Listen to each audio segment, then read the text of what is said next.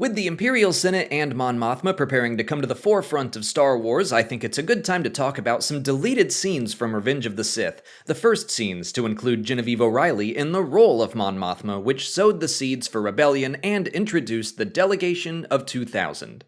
As the Clone Wars continued on, Chancellor Palpatine was seen increasingly abusing the emergency powers given to him 3 years earlier. He repeatedly amended the Constitution in the name of security. He installed governors to oversee every system in the Republic and planned to take direct control over the Jedi Council. Several senators saw Palpatine's grabs for power for what they were, a gradual fascist takeover. In a meeting in Bail Organa's office, Mon Mothma admitted that the regional governors removed all the real power of the Senate, leaving the institution a shell of what it once was.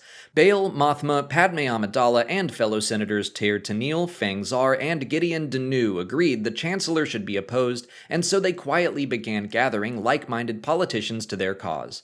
2,000 senators signed the Petition of 2000, formally requesting that Palpatine hand his emergency powers back to the Galactic Senate. The Chancellor refused and insisted that they trust him to do what was right to bring a swift end to the war. Of course, when the Clone Wars ended, he did what was right in his eyes and transformed the Republic into the Galactic Empire. The very next day, he had 63 senators arrested on charges of treason. Many of them, including Feng Zar, were part of the Delegation of 2000. Most of this comes from the deleted scenes for Revenge of the Sith, which you can watch on the physical releases of the movie or on YouTube. For some reason, they're not all on Disney+. I doubt they will directly tie into Andor, but if you're as excited as I am about having a political thriller story in Star Wars, the scenes are a good primer for what to expect. Meetings taking place behind closed doors, vows to keep your intentions hidden from not just friends, but family and those closest to you. It's also just cool seeing Genevieve O'Reilly's first time playing the character 17 years ago. I love her story. The excitement that must come from being in just a few scenes of a Star Wars movie, followed by the certain disappointment of learning that they were all cut, and then 11 years later getting to come back for a couple more prominent scenes in Rogue One.